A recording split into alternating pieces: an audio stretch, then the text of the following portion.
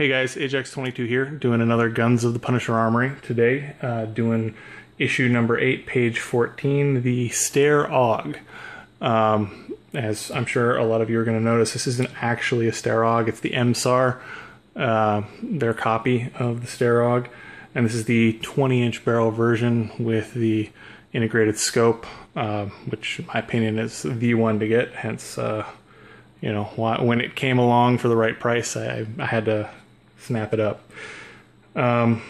Very cool guns. I was gotta say they've, you know, the Punisher's adherence to these and a lot of the issues that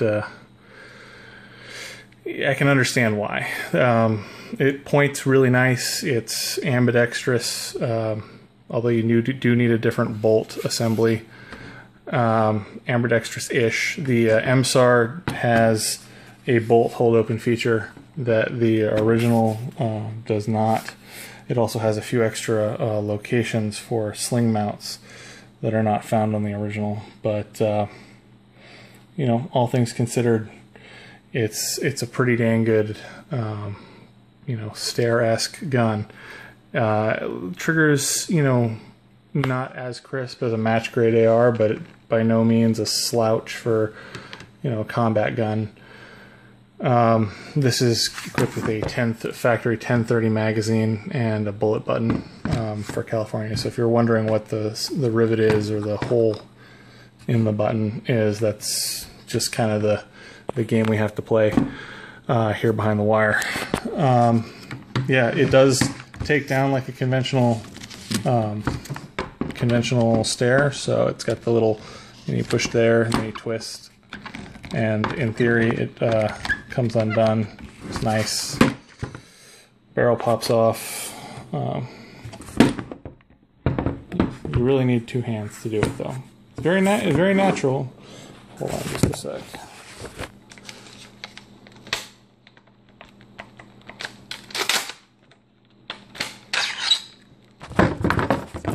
Terribly sorry about that. Yeah, you have to have the bolt handle retracted, and then you push this little tab in, and it pops right out. So you can swap the barrels around while in use. Yeah, not a lot to cover on this. Haven't actually had an opportunity to take it out and shoot it yet. But very cool. I've taken it apart and played with it quite a bit. The internals are interesting. If you get a chance, definitely look up some of the exploded parts diagrams. Yeah, finally managed to get one of these. I mean, pretty much ever since he went up against the Praetorians in I forget what the issue was, but one of the war zones. He, you know, he called it the, "What I find you standing here next to the bolts from your satellite dish with an auggy doggy and what me stare," was what the Praetorian told him, and you know, the auggy doggy stuck. So that's sort of, you know, the moment where it became necessary to acquire this.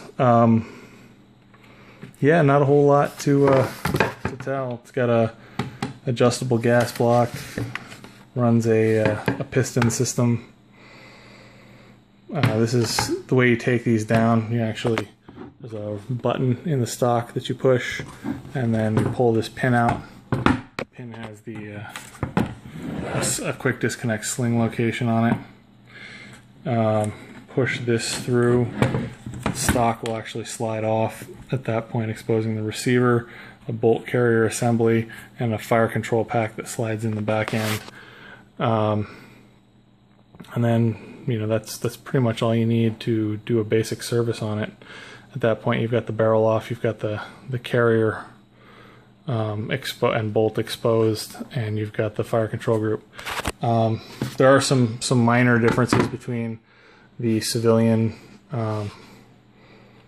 MSARs or AUGs and their you know, real military counterparts, but most of that is, it's combination of things. It's a little trip on the bolt carrier.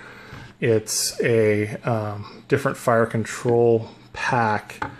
That the civilian one has a little slot in the front. So if you're looking for spare parts for the civilians, they have the a little slot in the front that clears a denial bar that's actually part of the stock.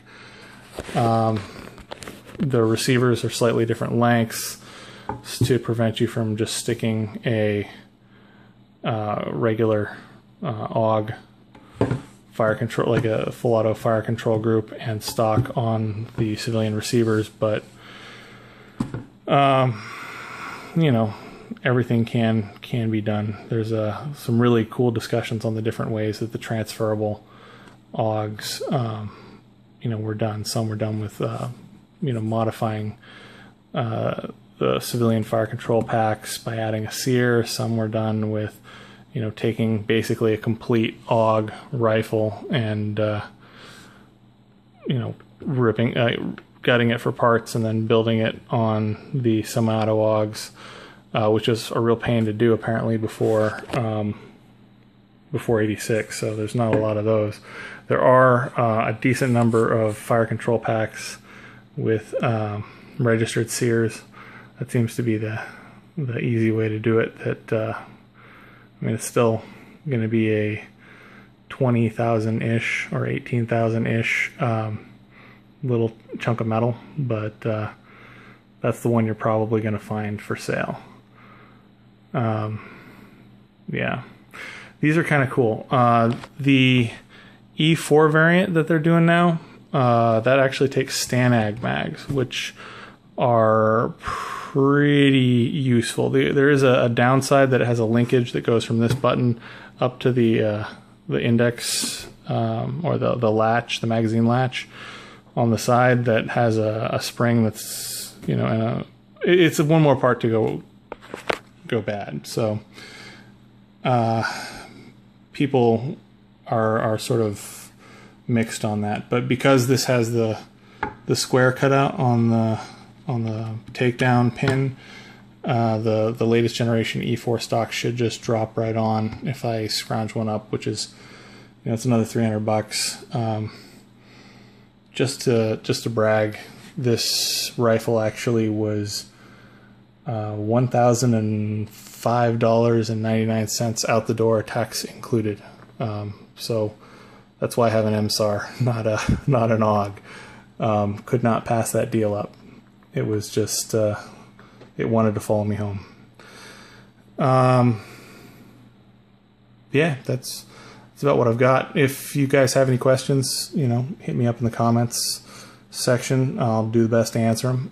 It's a cool toy. And while yes, the Punisher has a 16-inch one in green, I think that most of the comics were done in black, and I think that me personally, I just like the 20-inch. It brings it. It looks better on it. It brings the overall length points a little better in my opinion. Yeah. So yeah. Have a good one, guys. All right.